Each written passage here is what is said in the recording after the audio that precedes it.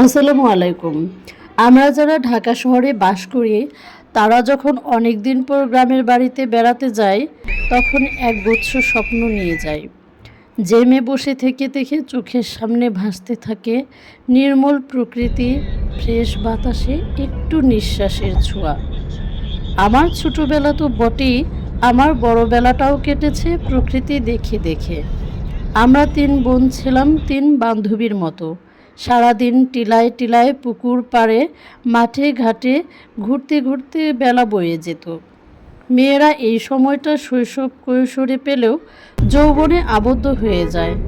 আমরা খুবই ভাগ্যবতী যে মাস্টার্সের অথবা বিয়ের আগ পর্যন্ত দু চোখে শুধু সবুজ পাহাড় ও নীল আকাশের দেখা পেয়েছি। যখন একজন একজন করে বিয়ে হয়ে গেল মনে হলো গাছ থেকে একটা একটা করে ফুল কেউ ছিঁড়ে নিয়ে যাচ্ছে। এই যে একগুচ্ছ পর্তুলিকা দেখতে পাচ্ছেন, কত সুন্দর, কত স্নিগ্ধ, কত নির্মল। তোমাকে খেলতে দেয় না? আরে মামা মার দিছে। আরে আমার সোনা। এই ফুলগুলো এবং আমার মেয়ে একই রঙে যেন মিলেমিশে একাকার হয়ে গিয়েছে। আপনারা আমার মেয়ের জন্য দোয়া রাখবেন। এই যে মাথার উপরে মিষ্টি কালারের গুচ্ছ গুচ্ছ জবা, এর নিচে এক সময় আমি ছিলাম, সেই ছোট্টবেলা। এখন আমার মেয়ে, এর নিচে হাজারো প্রশ্নের ভিড়ে খেলা করে বেড়াচ্ছে।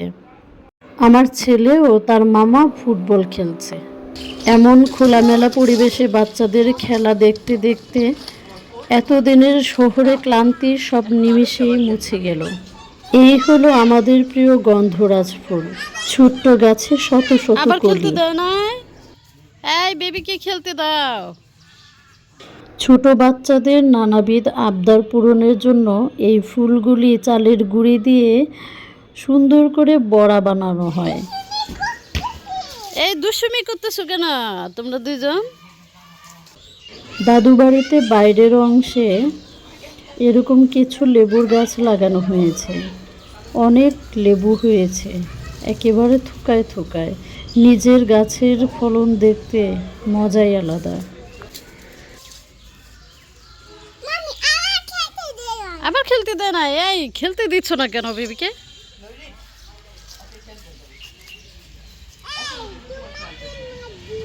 এই তোমাকে মার দিব।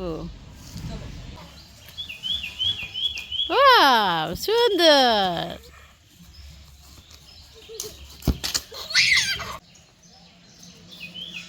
আসো মা, আর খেলতে হবে না, পা ব্যথা হয়ে যাবে।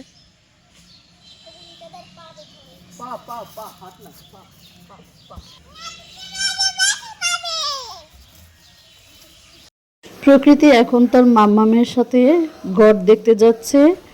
ওরে বাবা কিভাবে দৌড়ায়! ও দৌড়ানি, হুশ হুশ।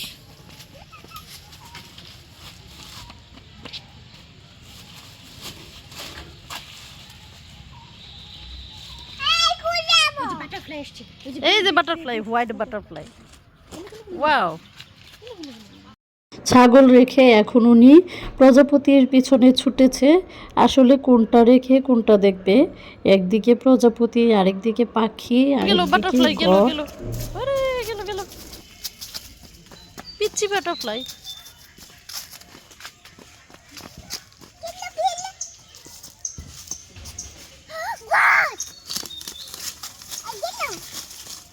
চলে গেছে। এই গাছটা আমাদের বাসার ঠিক উপরে।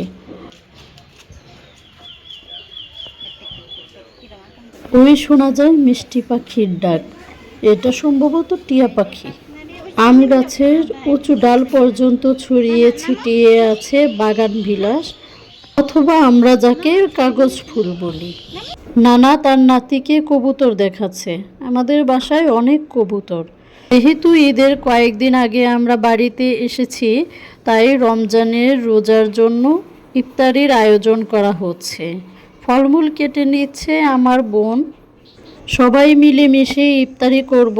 আরও কিছু আত্মীয় স্বজনকে টুকটাক আসতে বলেছি।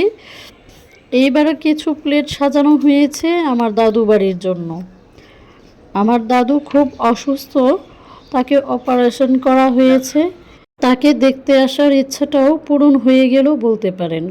কিছুক্ষণ পর মাগরিবের আজান দিবে, তো ইফতারির সময় হয়ে যাচ্ছে, তাই সব কিছু গুছগাছের আয়োজন চলছে। আমার বাবা অনেক সময় বাইরে অথবা মসজিদে ইফতারি করে থাকেন। আজকে আমাদের সাথে ইফতারি করবে, সাথে কিছু আত্মীয় স্বজনও রয়েছে। ঈদের দুদিন আগে থেকে পাড়াপড়শি যত বাচ্চা কাচ্চা আছে সবাই মেহেদি দেওয়ার জন্য আমার বোনের কাছে ভিড় করতে থাকে। তো এবার যেহেতু দাদু অসুস্থ, তাছাড়া নৈরিতকে খাতনা করাবো, তাই দুই একজনকে মেহেদি পরিয়ে দেওয়া হচ্ছে।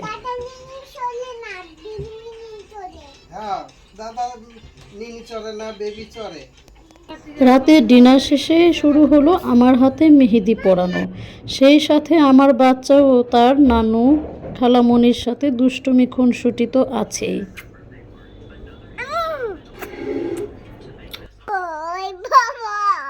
আমাকে কি বাবু আমাকে ভয় পাও? আমার হাতের মেহেদিটা কেমন হচ্ছে, সুন্দর না? হচ্ছে না সুন্দর করে দেখি বলো তো। পরের ব্লগে দেখাবো ভাওয়ালগড়ের উঁচু অঞ্চল দেখতে কেমন। সে পর্যন্ত সবাই ভালো থাকবেন। খোদা হাফেজ।